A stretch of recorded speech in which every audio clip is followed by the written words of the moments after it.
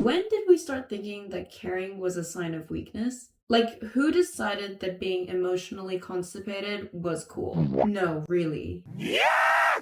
Oh, my tea's still too hot. Oh my goodness. We live in a world where not caring is considered aspirational. Like, somehow being emotionally unavailable and perpetually unbothered is the pinnacle of success. You see it everywhere. Bedrotting being the norm. Dating advice nowadays is to just be nonchalant. Everyone's always saying you gotta ghost people to take back the power. Who exactly decided that that's what we were doing? But let me ask you something. When has not caring or not trying ever actually led to success? Part 1.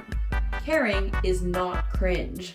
Personally, I'm a pretty chalant person. Like, if you ever met me in real life, you would already know this. I'm also what they call a class A yapper, which is probably pretty evident through these videos. But the sad reality is that this generation cares more about being cool and nonchalant than they do about passion and putting effort into things. I've had multiple people in my life tell me, Yums, maybe keep some thoughts to yourself, or no one cares that much. And you know what? Maybe that's true to an extent. Maybe some people don't care, but I do. I care a lot. And honestly, isn't that kind of the whole point? Because when you do meet people that care deeply, whether it's about their dreams, their relationships, the planet, it's actually one of the most beautiful things to witness. The most beautiful things in the world only exist because someone cared too much. There are so many great examples of this, even in our generation. Doechii, Billie Eilish, Greta Thunberg, Timothy Chalamet, they all get mocked for trying too hard or doing too much. What I'm not understanding is how exactly that's cringe.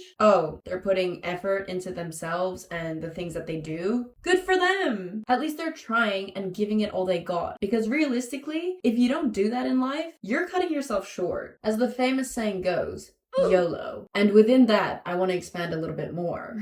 I can't believe I just said YOLO in 2025. But I'm gonna run with it. If you know that, for a fact, you do indeed only live once, and you're gonna spend it knowing that you could be trying more and doing the most and putting yourself out there, but you're not because you're, what, embarrassed? You're scared people are gonna judge you? And I'm not saying this to rag on you or to tell you, oh, you could be doing more. I think everyone deserves a break once in a while, and having a work-life balance, all of that stuff, a social life, that's all beautiful and very much needed. I'm just saying, I think it's a little bit crazy that people are out here making fun of the people who are actually trying. What exactly is the point of ridiculing other people because they actually are trying at something that they want? You know, how you gonna knock somebody in the world for actually trying to do something? Trying.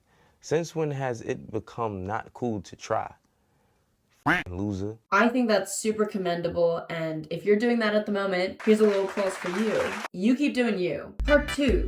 Social media and the detachment epidemic. Now let's get into the real villain of the story. Social media. We're being absolutely flooded with brain rot. Endless short form content, dopamine hits, and influencer drama. And somewhere along the way, we got the message that caring is equivalent to cringe. We've become so desensitized that we apologize for being excited about stuff. The other day, I went out to see my friend, and we were discussing something that they were super passionate about. They were telling me the ins and outs of this project that they were working on, and it was so nice to see them actually care. But at some point mid-rant, they stopped and looked at me and said, "Sorry, I'm yapping. That's so cringe."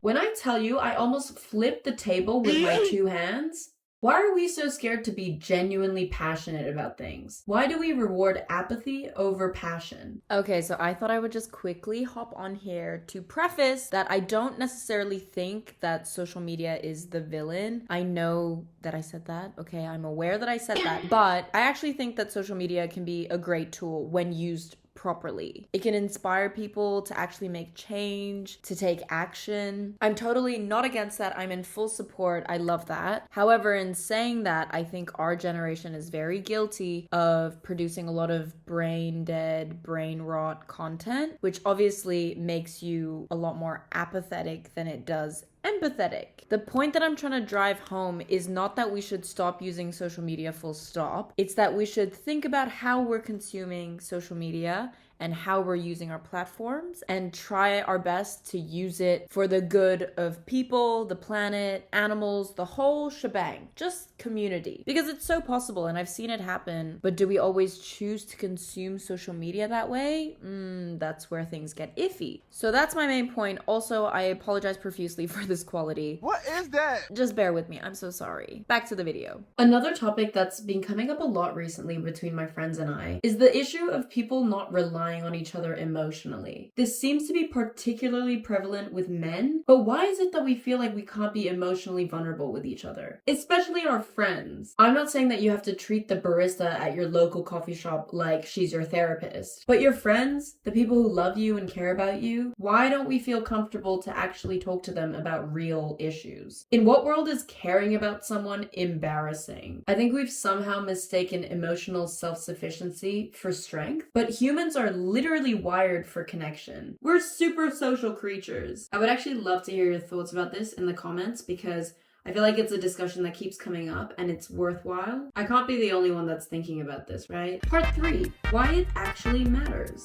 Now you might be sitting there and saying, I'm just a pretty chill person and I don't really care too much about anything. And why is that a problem? Here's the thing. When we stop caring about the small things, it becomes a lot easier to stop caring about the bigger things. Now, what could some of these bigger things be? Where am I gonna take this conversation? Can anyone take a wild guess? Oh, I don't know. Maybe, the planet?